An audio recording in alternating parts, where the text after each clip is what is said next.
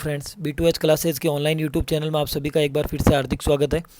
हमने पिछली केमिस्ट्री की क्लास में हमने देखा था, केमिस्ट्री की क्लास में हमने कुछ दैनिक जीवन में कुछ उपयोगी रसायन के बारे में पढ़ा था। उन रसायन को पढ़ने वाली श्रृंखला के आगे की सीरीज़ में हम कंटिन्यू रखते हैं। मेरा नाम कुलदीप सिंह चारण है। हमने कुछ दैनिक जीवन के उपयोगी रसायन में पहले NaCl पढ़ा था, जिस सोडियम क्लोराइड साधारण नमक, फिर हमने NaOH कास्टिक सोडा, फिर विरंजक चूर्ण CaOCl2 बेकिंग सोडा के बारे में हमने पढ़ लिया था। आज हम आगे बढ़ेंगे धावन सोडा। धावन सोडा मतलब धोने के सोडे के बारे में। धावन सोडा के फॉर्मूले की बात करें तो सबसे पहले इसका फॉर्मूला Na2CO3.10H2O इसका फॉर्मूला होता है। इसका फॉर्मूला होगा Na2CO3.10H2O। सोडियम कार्बोनेट के 10 क्रिस्टलन जल को क्या बोलते हैं? धावन सोडा। धावन सोडा को कपड़े धोने का सोडा भी कहते हैं। क्या कहते हैं? कपड़े धोने का सोडा। अब हम देखेंगे कि इसके बारे में पहला इसका फॉर्मूला का नाम क्या हो गया? Sodium carbonate. क्या हो गया? Sodium carbonate. फिर बात करते हैं, सीधा एग्जाम में सीधा क्वेश्चन पूछा जाता है कि धावन सोडा में क्रिस्टलन जल के अणुओं की संख्या कितनी होगी? तो हमें याद रखना है धावन सोडा का फॉर्मूला Na2CO3.10H2O, अर्थात उसके अंदर जो क्रिस्टलन जल है वो कितने होंगे? 10। कितने होंगे? 10 क्रिस्टलन के जल होंगे। अब इसके निर्माण की अभिक्रिया की बात करते हैं। निर्माण अभिक्रिया की बात करें तो हम कहेंगे कि इसका निर्माण साल्वे विधि द्वारा होता है। किसके द्वारा? साल्वे विधि के द्वारा होता है। बेकिंग सोडा को गर्म करके पुनः क्रिस्टलन करने पर, अर्थात पहली विधि साल्वे होगी, दूसरी विधि में आप बेकिंग सोडा जो हमने पहले पढ़ लिया था पिछली क्लास में NaHCO3, उसको पहले आपको क्या करना है? गर्म करना है। गर्म करने पर आपके पास सोडियम कार्बोनेट बनेगा, लेकिन ये आगे के 10 क्रिस्टलन के जो जल हैं वो आगे नहीं लग रहे हैं इसके अंदर, इसलिए पहले इसका गर्म करने पर Na2CO3 H2O और CO2 बनेगा। इस Na2CO3 में अगर आप वापस 10 जल के अणु मिला देते हो और उसका क्रिस्टलन प्रोसेस करवा देते हो तो जो बनेगा वो क्या बनेगा? Na2CO3.10H2O। Na2CO3.10H2O। आगे पढ़ते हैं। आगे हम बात करते हैं इसके गुणों की। तो गुणों की अगर मैं बात करूं तो सबसे पहला गुण इसका ये है कि ये जो है वो सफ़ेद क्रिस्टलीय ठोस है, अर्थात इसका कलर तो कैसा हो गया? सफ़ेद क्रिस्टल हो गया और क्या हो गया? ठोस। 3 गुणधर्म एक ही साथ। इसकी प्रॉपर्टी हमने पहले ही बात की थी कि अगर आपसे बोर्ड एग्जाम हो या RS मेंस हो, कैसा भी एग्जाम है, अगर आपको लिखना हो तो लिखने वाले में ये काम आएंगे। अगर बात करूं पटवार वगैरह, रीट, कांस्टेबल, ऐसा इन पेपर्स में, तो आजकल बहुत सारे एग्जाम में जो क्वेश्चन का पैटर्न चेंज हो गया, आपको सीधे के सीधे 3 लाइनें 3 स्टेटमेंट दी जाती है और तीनों स्टेटमेंट में पूछा जाता है कि कौन कौन से स्टेटमेंट सही है।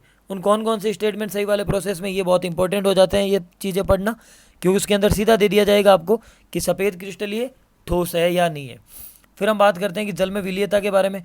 तो ये बात करेंगे कि जल में विलय है या नहीं है, तो हम बोलेंगे कि जल में ये विलय है। फिर बात करते हैं कि इनका जलीय विलयन होगा कैसा, तो हम कहेंगे कि इसका जलीय विलयन कैसा होता है? क्षारीय होता है। बात की थी हमने, या तो होगा अम्लीय या क्या होगा? क्षारीय। एसिडिक, बेसिक या नेचुरल, जिसको हम क्या बोलते हैं? लवणीय या साल्टिक भी बोलते हैं। तो ये हो गया। इसके अंदर बात करते हैं, फिर आगे बात करते हैं इसका निर्माण किया जाता है सोडा एस निर्माण में। किसके निर्माण में? सोडा एस के निर्माण में इसका यूज़ भी किया जाता है।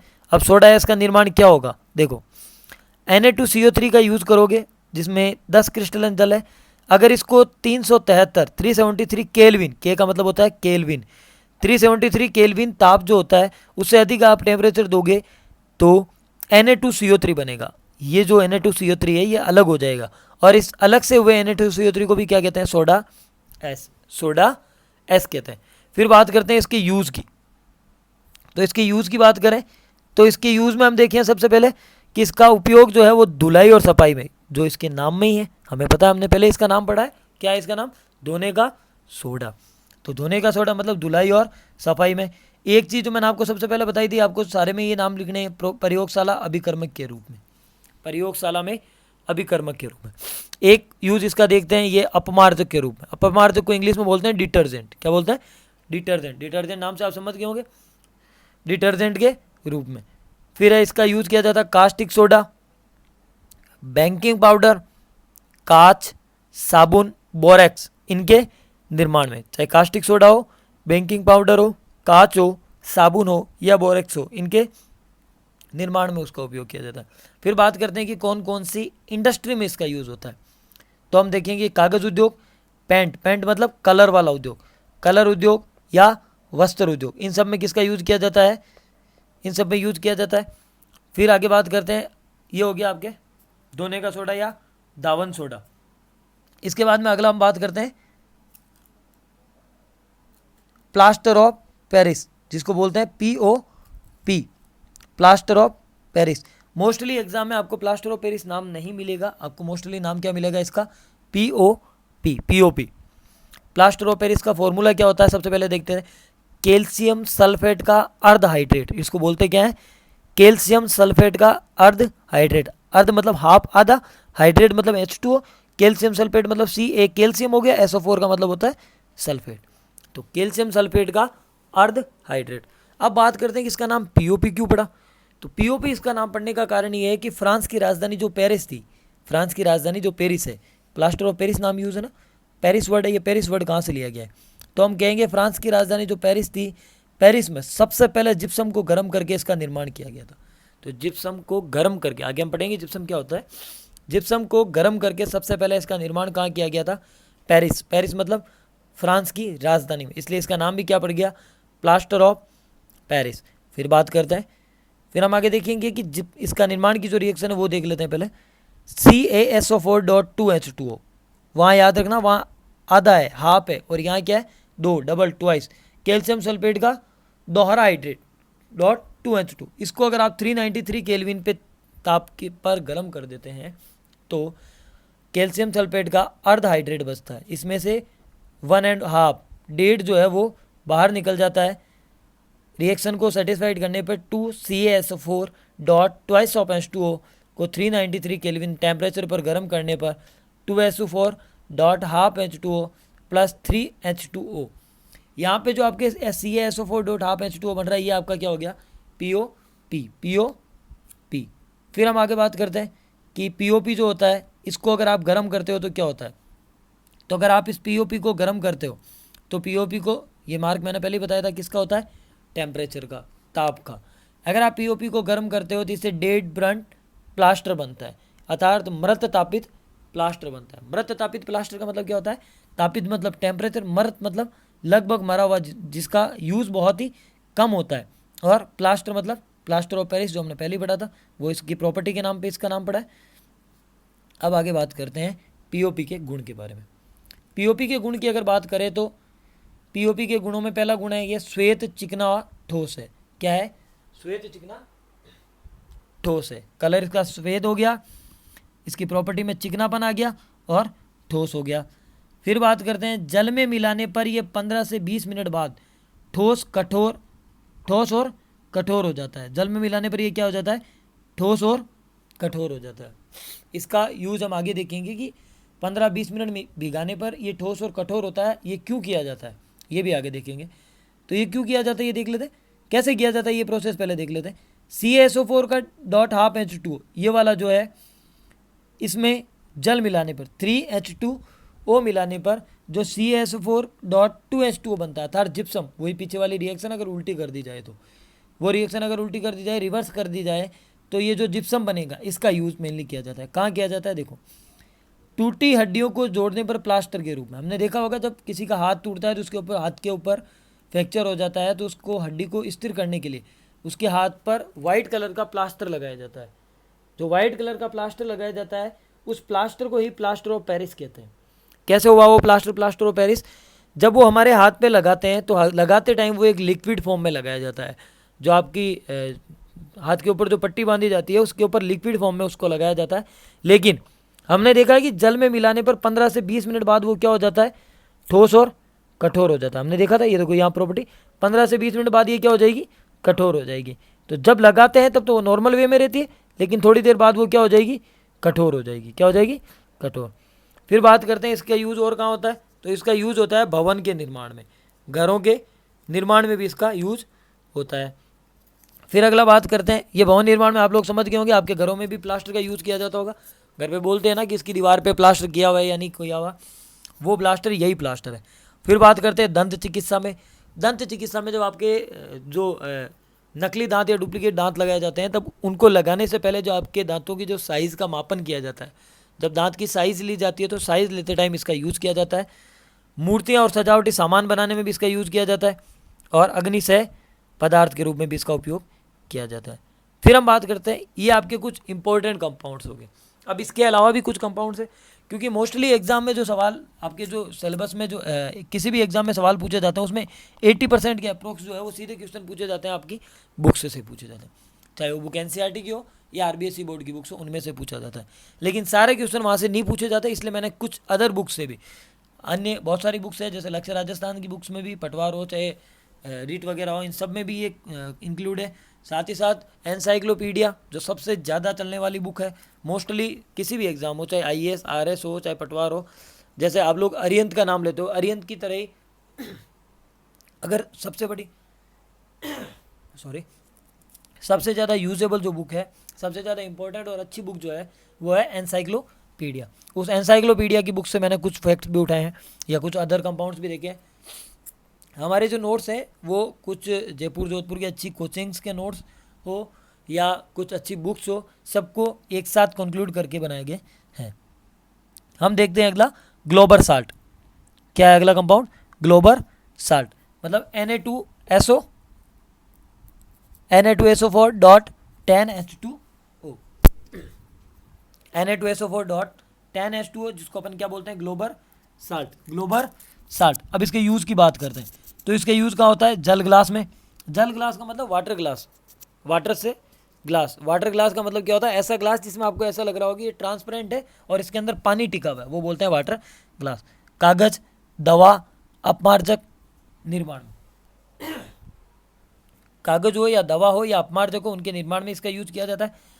सोडियम सल्फेट के निर्माण में, NaS का मतलब होता है सोडियम सल्फेट, उसके निर्माण में, या निर्जलीकारक के रूप में, निर्जलीकारक के रूप में। तो ग्लोबर साल्ट का यूज कहाँ हो गया? सबसे पहले ग्लोबर साल्ट के फॉर्मूले की बात कर लेते हैं। तो सोडियम सल्फेट का 10 हाइड्रेट, सोडियम सल्फेट का 10 हाइड्रेट यूज जल ग्लास में, कागज में, दवा में, अपमार्जक के निर्माण में, सोडियम सल्फेट के निर्माण में, या निर्जलीकारक के रूप में। अगले कंपाउंड की बात करते हैं। अगला कंपाउंड है हाइपो। क्या होता है हाइपो? सोडियम सल्फेट, सोडियम थायो सल्फेट, सोडियम थायो सल्फेट के 5 क्रिस्टलन जल युक्त सोडियम थायो सल्फेट Na2S2O3, सोडियम के 2 अणु, सल्फर के 2 अणु और ऑक्सीजन के 2 अणु, उनके साथ 5 जल के अणु मिलने पर जो बनता है वो बनता है सोडियम थायोसल्फेट का 5 क्रिस्टलीय जल जो होता है वो कहलाता है हाइपो। क्या कहलाता है? हाइपो कहलाता है। फिर बात करते हैं इसका भी यूज़ कहाँ किया जाता है। तो यूज़ की हम बात करेंगे। सबसे पहले इसकी यूज़ की बात करें तो इसका यूज़ जो होता है वो होता है फिल्म में, फिल्म स्थायी कारक के रूप में। कौन सी फिल्म? आपके कैमरे की रील जो होती है, कैमरे की जो रील होती है उसको बोलते हैं फिल्म। तो उस फिल्म के स्थायी कारक के रूप में इसका यूज होता है। साइनाइड विष के विष हर के रूप में, अगर किसी ने जहर खा लिया है या पी लिया है या किसी इंसान के ऊपर जहर चढ़ गया है और वो जहर अगर साइनाइड युक्त है, साइनाइड के युक्त है, साइनाइड युक्त होने पर उसको वापस कम करने के लिए, उसको हटाने के लिए किसका यूज किया जाता है? हाइपो का यूज किया जाता है। गोलकर्मी से बचाव में पैरों को धोने पर, गोलकर्मी एक हमारे जो है वो एक जानवर होता है ऐसा जो आपके पैरों में चले जाने पर पैरों में बहुत ही ज़्यादा रोग हो जाते हैं, उसको उससे बचाने के लिए आपके अगर पैरों को धोना हो तो पैरों को धोने के लिए इसका यूज़ किया जाता है। फिर बात करते हैं अगला कंपाउंड। अगला कंपाउंड हमारा है silver nitrate, silver nitrate AgNO3, AgNO3 जिसे लूनर कास्टिक कहते हैं। सबसे इंपॉर्टेंट ये होता है लूनर कास्टिक, आपको नाम दे दिया जाएगा और सामने ऑप्शन दिए जाएंगे कि निम्न में से कौन सा लूनर कास्टिक है, कौन सा लूनर कास्टिक है। तो लूनर कास्टिक नाम लेते ही आपके दिमाग में आना चाहिए AgNO3, लूनर कास्टिक AgNO3। गलनांक की बात करें तो इसका गलनांक है 485 केल्विन, 485 केल्विन, 485 केल्विन इसका गलनांक है। 2HNO3 प्लस 2Ag, उसको गर्म करने पर 2AgNO3 प्लस हाइड्रोजन का निर्माण होता है। क्या होती है? देखो, अगर आपके पास तनु नाइट्रिक अम्ल है, तनु नाइट्रिक अम्ल में आप सिल्वर मिला देते हो तो आपके पास जो बनेगा वो क्या बनेगा? Silver nitrate. क्या बनेगा? सिल्वर नाइट्रेट बनेगा। अब बात करते हैं सिल्वर नाइट्रेट के बारे में, कुछ अदर फैक्ट जो है उनके बारे में।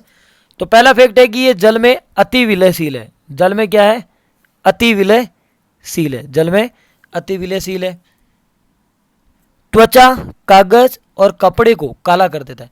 अगर आपके त्वचा पर या कपड़ों पर या किसी कागज पर सिल्वर नाइट्रेट अगर लग गया है, सिल्वर नाइट्रेट के अगर छींटे लग गए हैं, तो वो जहाँ भी वो छींटे लगेंगे वहाँ से क्या हो जाएगा? वो काला हो जाएगा। क्या हो जाएगा? काला हो जाएगा।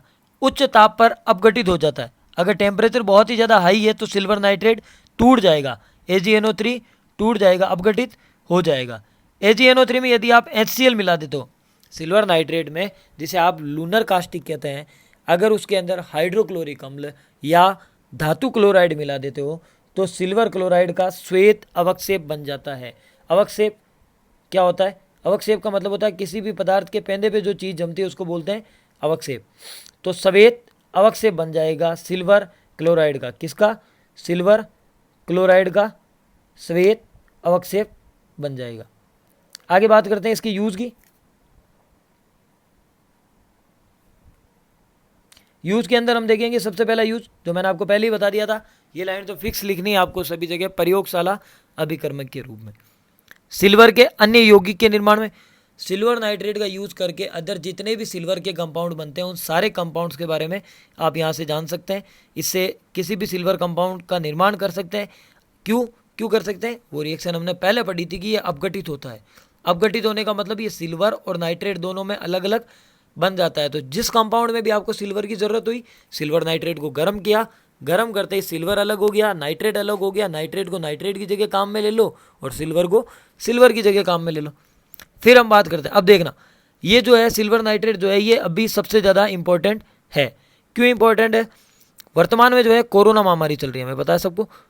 कोरोना महामारी में एक चीज़ आपने देखी होगी, जिसको भी होम आइसोलेट किया जाता है उसके हाथों पर जो है एक इंक लगाई जाती है। हाथों पे क्या लगाई जाती है? एक विशेष प्रकार की इंक लगाई जाती है। वो इंक जो लगाई जाती है वो अमिट इंक लगाई जाती है। अमिट मतलब जिसको मिटाया ना जा सके, जिसको साफ ना किया जा सके। वो अमिट इंक जो होती है वो लूनर कास्टिक की ही होती है। किसकी होती है? लूनर कास्टिक की इंक होती है। तो ये भी इसका यूज़ है, एक देख लेना। निशान लगाने वाली एमिट स्याही में भी इसका यूज़ होता है। निशान लगाने वाली एमिट साइड, एमिट का मतलब इंडेलिबल, इंडेलिबल इंक जो होती है उसमें भी इसका यूज़ किया जाता है। ये वेरी इंपॉर्टेंट है, ये वेरी इंपॉर्टेंट फैक्ट है, क्योंकि मोस्टली एग्जाम्स में जो क्वेश्चन पूछे जाते हैं वो करंट सिनेरियो को लेके पूछे जाता है। फिर बात करते हैं फोटोग्राफी में यूज़ होता है, रजत दर्पण के निर्माण में भी इसका यूज़ होता है। अगला कंपाउंड है सिल्वर हैलाइड। सिल्वर हैलाइड, अब देखो हैलाइड अगर वैसे देखें तो कोई भी अलग से कोई तत्व नहीं है, तत्वों की एक सीरीज है जिसको हैलाइड बोलते हैं। उस सीरीज में फ्लोरीन, क्लोरीन, ब्रोमीन और आयोडीन ये चार होते हैं। इनको जनरली हैलाइड नाम से बुलाया जाता है। कौन कौन से हो गए? फ्लोरीन, क्लोरीन, आयोडीन और ब्रोमीन। फ्लोरीन, क्लोरीन, आयोडीन और ब्रोमीन, इन चार को क्या बोला जाता है? हैलाइड। क्या बोला जाता है? हैलाइड। फिर से एक बार बता देता हूँ, फ्लोरीन, क्लोरीन, आई से आयोडीन और Br से ब्रोमीन। फ्लोरीन, क्लोरीन, ब्रोमीन और आयोडीन, इनको सबको क्या बोलते हैं? हैलाइड बोला जाता है। क्या बोला जाता है? हैलाइड बोला जाता है। अब बात करते हैं इनका यूज़ कहाँ किया जाता है। जनरली इन सभी हैलाइड का यूज़ किया जाता है वो किया जाता है फोटोग्राफी में। कहाँ किया जाता है? फोटोग्राफी में। ये जो हैलाइड होते हैं ये नाइट्रिक अम्ल में अविलय होते हैं। नाइट्रिक अम्ल में अविलय, ये क्या होता है? नाइट्रिक अम्ल में क्या होता है? अविलय, इनसोल्युबल होते हैं। अब बात करते हैं इनकी अलग अलग प्रॉपर्टीज़ के बारे में। सबसे पहले बात करते हैं AgCl। अब देखो इनका नाम कितना आपको लगता होगा कि डिफिकल्ट है, बट डिफिकल्ट नहीं है। Ag का मतलब हमें पता है सिल्वर, Cl का मतलब हमें पता है क्लोरीन, तो सिल्वर क्लोराइड।